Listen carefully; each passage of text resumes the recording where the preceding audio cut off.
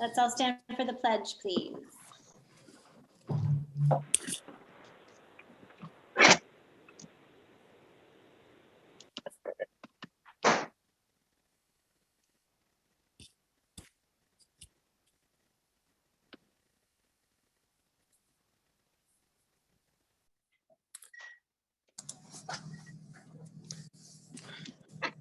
President Daly? Oh, can't hear you, President Daly. I am here. Thank you. Vice President Headland? Here. Trustee Clements? Here. Trustee McNall? Here. And Trustee Parr? Here. Thanks for joining this special Thursday night meeting. Our next meeting will be regularly scheduled on Tuesday, February 23rd at 7 p.m. in the auditorium. Dr. Benante, it sounds like we have a COVID update on our agenda. Is that true? It's to provide an update as it relates to the item that's on the agenda today. So it is. Oh, okay, very good. All right, so I'll turn it over to you, Dr. Benante. Sure. First, thank you, Jen, for coordinating our meeting this evening. I know it was unanticipated, and thanks to our board members who were able to come together, 8 o'clock on a Thursday night. I appreciate your time. As I mentioned on Tuesday night, we were in the process of getting ready to begin athletics, but there has been a bit of a scramble over the last 2 days to make sense of some updated guidance that we received from the Department of Health. So I just want to walk you through for a few minutes a series of communications. I did provide these to you via email yesterday. The first is on Sunday. I received a communication from the Department of Health that had indicated that high-risk sports may resume, and that the Putnam County Department of Health was authorizing Putnam schools to make the decision to commence seasonal sports. So this was anticipated. We were expected to receive this at some point, which we interpreted as the formal approval from our local Department of Health to begin sports on Monday. Now, as you know, on Monday and on Tuesday, we had snow days, but all that being said, we were ready to begin on Monday, and our coaches and our student athletes were prepared to participate. We had been working in the previous weeks to make sure that we had various safety protocols in place.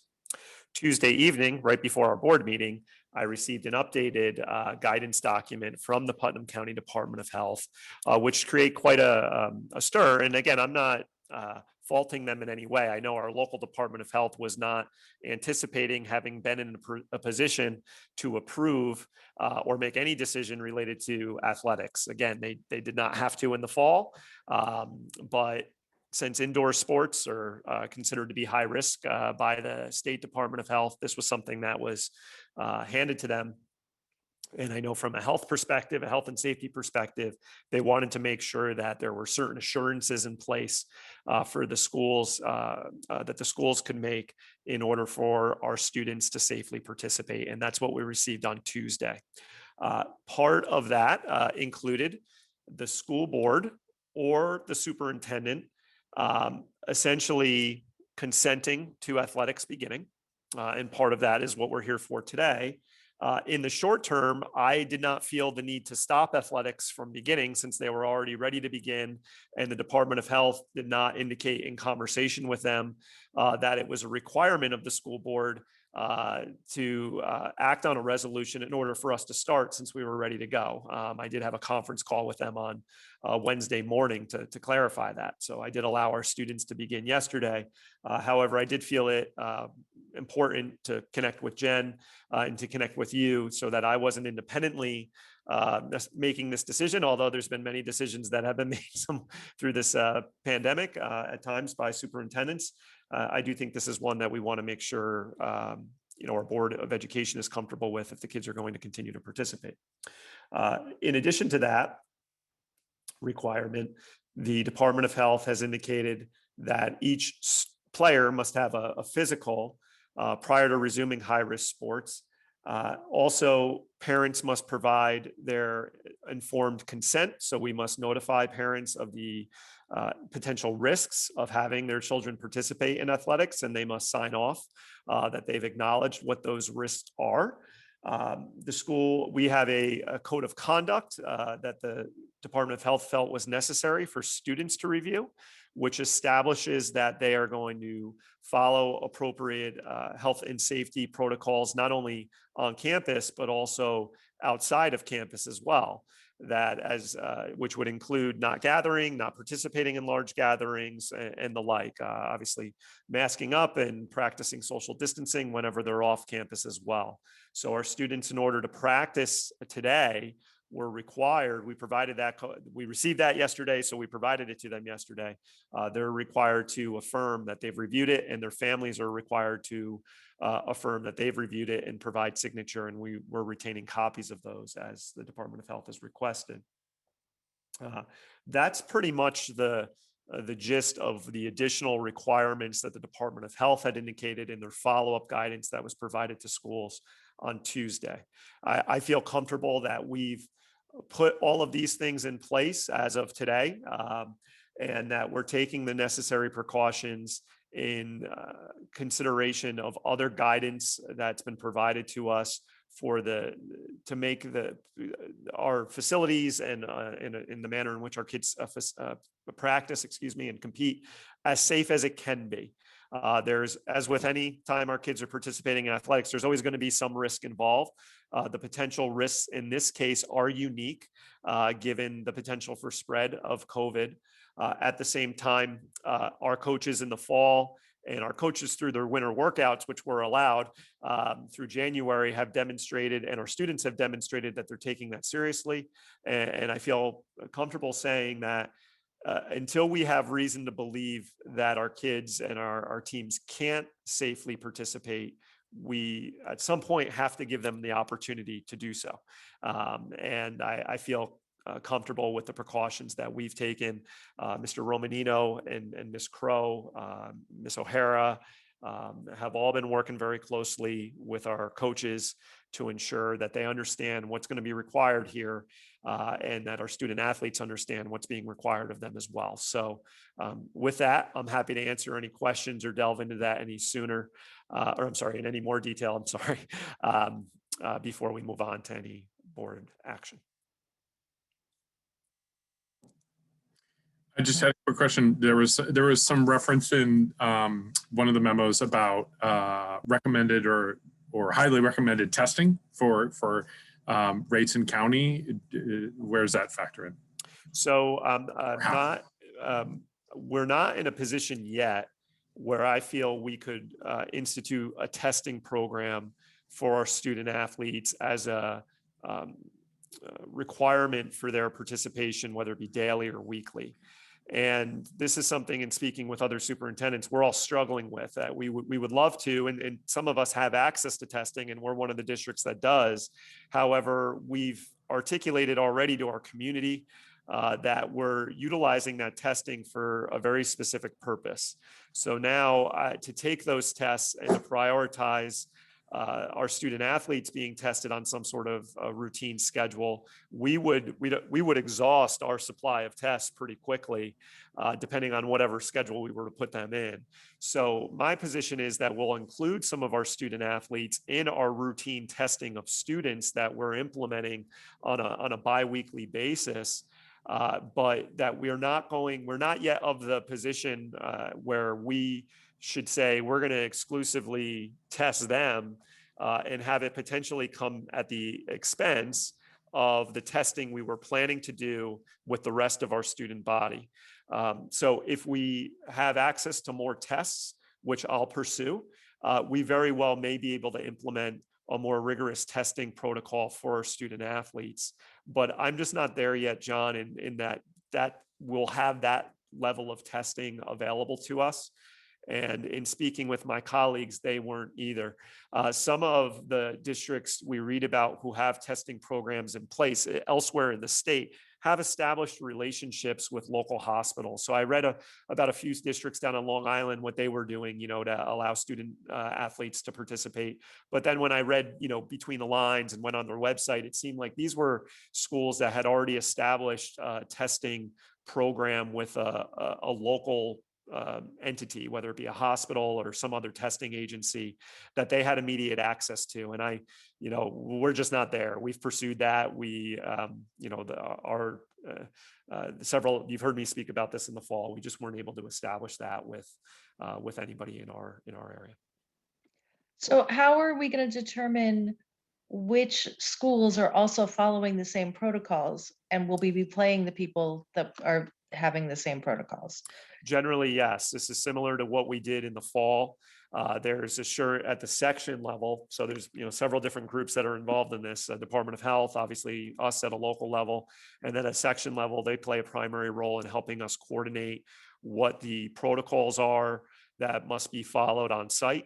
And what any further restrictions that may be in place. And the section's already imposed some of those or stated what some of those restrictions are going to be. Just as an aside, as an example, no, there will be no fans allowed. Unlike the fall, the fans were allowed. It was limited, but they were allowed. The section's already determined that no fans will be allowed for competition through basketball season for us. None, zero, not even 2 parents per player? No. None. No.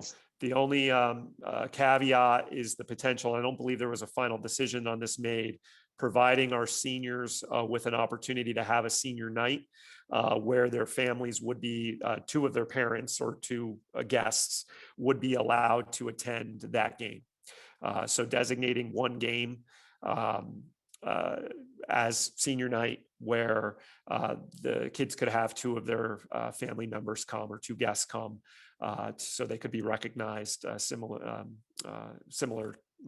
I hesitate to say similarly to how we've done in previous years. Obviously, that's looked much different for athletic contests and prior to COVID. But just to answer your question, Margaret, the athletic directors are working together to establish what the assurance is going to be between the 2 schools. So we have a sense of confidence in the fact that whatever school we're competing against is following the same protocols and guidelines that we are. And I would say that I felt largely that went really well in the fall. It was a similar process in the fall. And I say largely because there were a few instances where we were concerned about whether or not visiting teams were honoring quite to the extent of the agreement of health and safety protocols that were established and agreed upon. And Mr. Goddard at the time was very helpful in addressing that, where we didn't feel that a visiting team was. But I don't want that to interfere with our our discussion tonight. And really the spirit of it was that I would say 95% of the matches honored all the guidelines that were in place. I have a question. Does this mean, or do you expect that the guidance for arts and music and other extracurricular activities will be adjusted as well? And are we sort of planning for that, or are we going to wait until we hear from the state? I would say in the background, we're planning at an administrative level of what would be necessary or what we would need to do to facilitate performances or opportunities for our students in the realm of the performing arts, but nothing yet has changed from the state guidance. However, we would expect that would naturally follow. We don't see how we could open up athletics and not open up now opportunities for the performing arts. But until the state guidance changes, we can't formally do anything.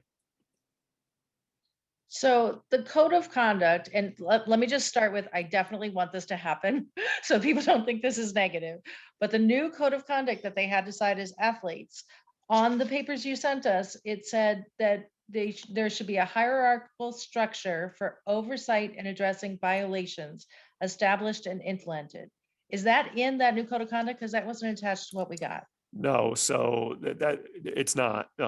There's nothing essentially in writing that would establish what the structure is if there's concerns or questions related to it.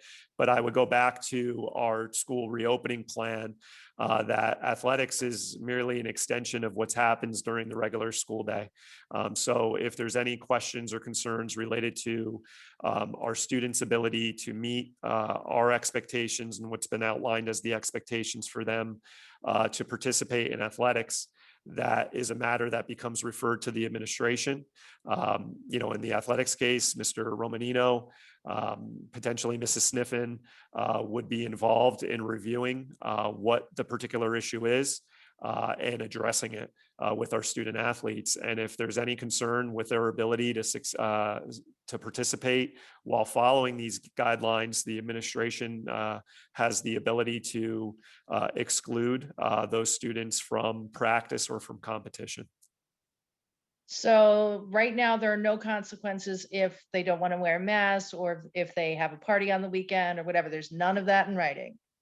I would have to refer back to our regular athletic code of conduct. I mean, as far as mask wearing, if it's on campus, there are consequences. Our students are expected to be masked on campus. The code of conduct that they're signing, that the Department of Health has provided to us, reaffirms that they will be following these guidelines. And as far as if they're, engaging in any gatherings of any sort outside of school, again, they've signed a code of conduct that's indicating that they won't.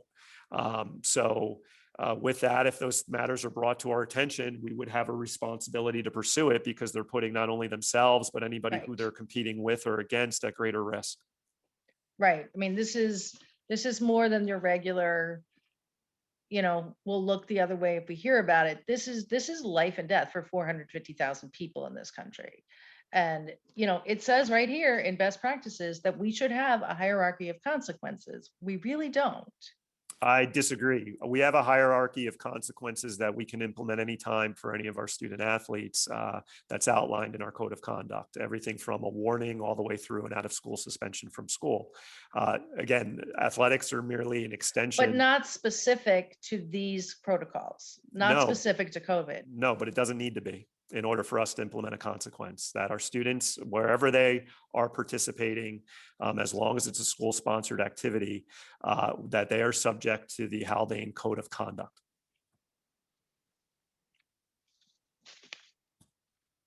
Okay. And just to extend that, if they're engaging in behavior that's determined to be unsafe, and this is where you'll see in our code of conduct language at times is purposely broad enough because Right. it can't be written in a way to encapsulate every scenario or every situation that may encounter. It encapsulates the fact that if you're engaged at school or in school sponsored activities and you're engaging in unsafe behavior that could impact you or could impact your other students or other staff, that the school administration has the ability to intervene and to assign consequences for it. I do just want to, say though, there's nothing that we observed through the fall, and there's nothing that we have observed through their workouts thus far this school year in the winter months to suggest that our students aren't taking this seriously and that Right. our coaches aren't taking it seriously. And we're certainly over the last few days between our administrators and our coaches who are attached to this have tried to impress upon our students the privilege that this is, and that, as with any privilege, it can be taken away.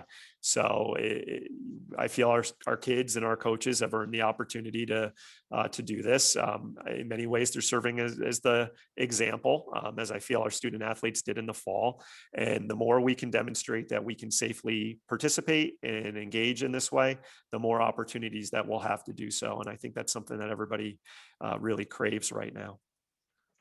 Agreed. And I told you, I went to that football game and they stopped me at the gate. I was not allowed in. They had no idea who was. And that was exactly what should have happened. It's just, it's different now. There are new strains out there. There are different, Definitely. different things that could happen. But of course, we can't predict the future. We couldn't predict on Monday that they were going to change it by Wednesday. Right. So we just have to have enough in place to make sure that everybody really is on the same page, that we need to be so safe. I agree, Margaret. I think you've seen, and I've tried to illustrate in some of the background information that I've provided the board is as much as we, I think, want to have all of our I's dotted and our T's crossed with this, that, the decision to do this was somewhat unanticipated. And not only was it unanticipated, it came with another organization, that'd be our local Department of Health, now playing some level of oversight in it. And I empathize with with our partners at the county level, because from the public health perspective, they're trying to, they don't want it to, they don't want to be in a position where they're preventing kids from having this opportunity any more than we do necessarily. But from a public health perspective, they're trying their best to put some procedures in place, have some assurances, become familiar with what the school's level of oversight is and will be, so that they can have a sense of confidence that it's not going to lead to any additional spread because of the risks, everything you had already mentioned, new strains and such. And mind you, I just want to qualify that the County Department of Health is supposed to be monitoring through this time, that if they feel at any time there is increased risk because of a strain or whatever, whatever may come up, that they can shut us down. And they have that authority to do it. And similarly, locally, if we see something that we feel is of concern in putting students at greater risk, we can shut it down. So I feel confident that there's multiple entities, including myself, or people who are looking at this through a critical lens to determine, and if there's any sign that this isn't safe, that we'll intervene, whether it be at the school level or whether it be at the county level. Is there, I was reading that whole section about the insurance and the county. Is there some liability that the school has by saying, yes, we're moving forward? The school always has a level of liability when our kids are engaging, or when our kids come onto campus each day. So we're liable for a lot, if not everything that happens on our campus. The most important part is any potential liability covered by our insurance company. And in this case, our insurance will cover us in the event that something happens as it relates to COVID and our kids playing basketball or volleyball or football. So this refers to volleyball, football, and basketball. Correct. The seasons will be through the beginning of March? Yes. So I'm sorry, I don't have our seasons up in front of me, but generally we're now in winter, which goes until the second week of March. And then there's the fall 2 season. That's really, I would say, spring 1. So that would be volleyball and football. That will occur from mid-March. And I apologize for when the end date is. I believe that's running up until about mid to late April. And then spring, I was going to say spring 2. Spring will begin. Which will be lacrosse and baseball and softball. That will start at the end of April through, I believe, the first week of June. So each sport is going to get about 6 weeks? Generally, this season that we're in right now will be the most truncated. But yes, each sport generally has about 6 weeks. There is overlap and the section was good with this. Eric's been working really hard. As you know, we have a lot of multiple sport athletes. I just wanted to mention this, who if our football team's playing and lacrosse season's starting, that has a significant impact. Remember, we don't have really high numbers in some of our sports, so we don't want to see another season beginning the reason now we have to forfeit games in the season that we're in. So Eric's been really great about working with the other ADs and the section to lobby because there were a lot of perspectives out there about how long each season should be and what it should be. And I would say, for a section that involves close to 90 schools, some very small and some very large, I think we arrived at something that's fair for everybody. But yes, each section is about each season is about 6 weeks, and there's, I believe, no more than 1 week overlap between any one season ending and one season beginning. And of course, as one season's ending, we're wrapping up games, and as the other season's starting, it's mostly practices. So the section's also modified practice rules. So the practices, just as an example, that our basketball players have can count to a point if they're participating now in a fall 2 sport. So if we have a girls basketball player who's playing volleyball, she doesn't have to worry about getting a certain threshold of practices in order to compete, because the games are going to come a little sooner. So sometimes that's an issue. Right. So yeah, those details are being worked out, or have largely been worked out between the athletic directors at the sectional level. And no postseason, no state. No, state competitions were canceled even for the spring now. So the Right. last season, spring, that was just announced yesterday or the day before. I don't believe there'll be a postseason. If you recall, in the fall, we did, for soccer, for example, the section did allow a regionalized kind of postseason play. It wasn't for anything. It wasn't for a sectional championship. There just was an opportunity to play for an additional week.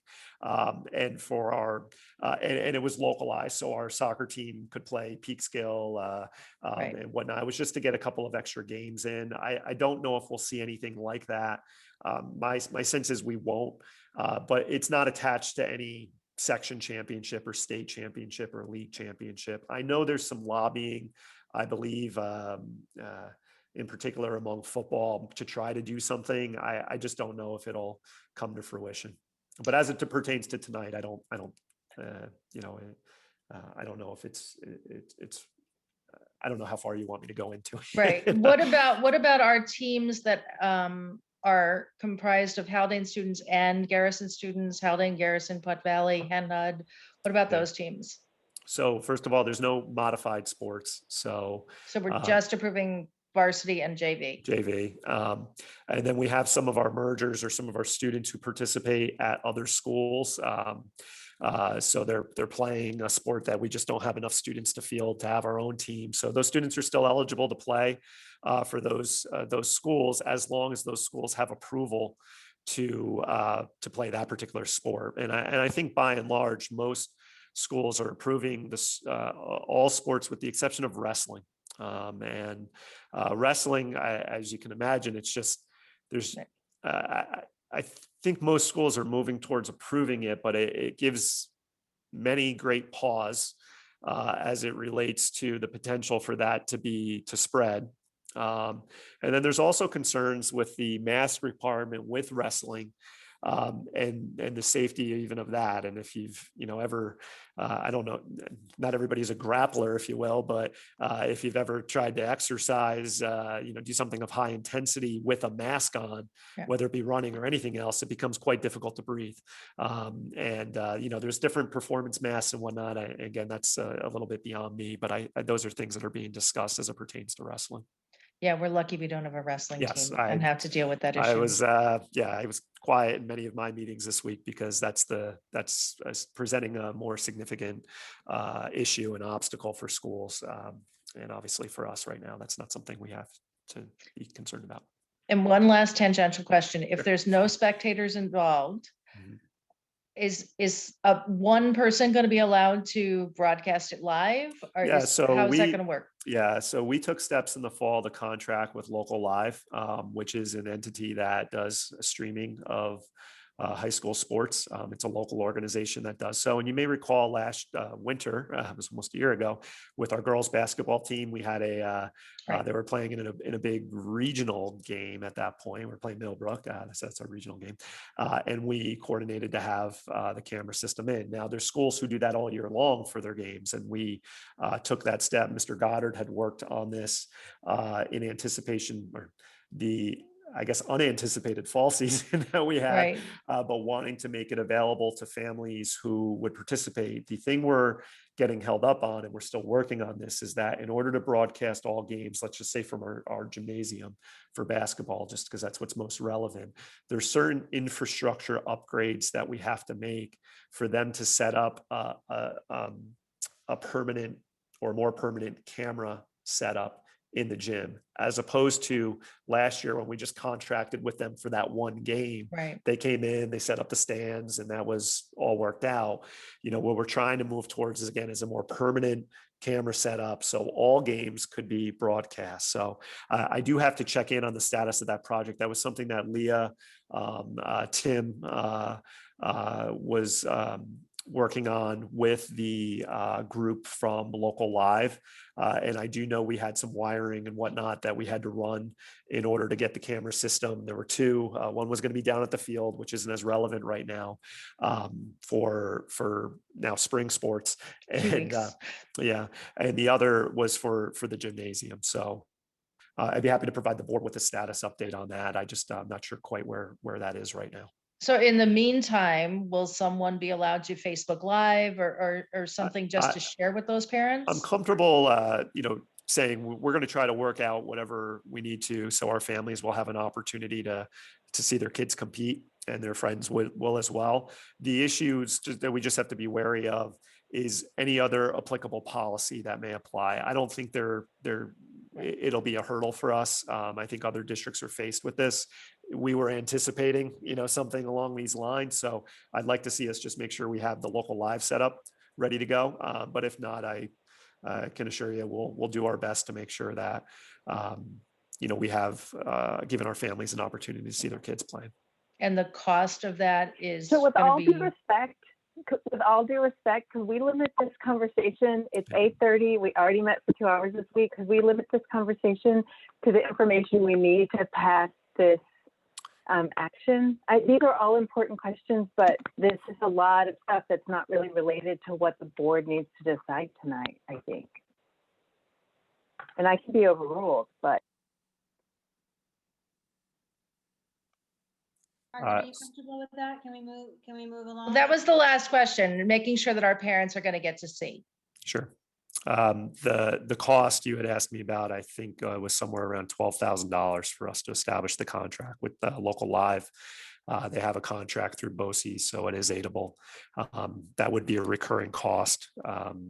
And that's something I will say with respect to Peggy's question, if the board wants to have a more extended dialogue about some of the particulars related to athletics, I'm happy to have Mr. Romanino provide a report or make himself available to the board at our next meeting on the 23rd to talk through some of these questions or any additional questions that the board may have about what will be fall season 2 and whatever comes after that in the spring.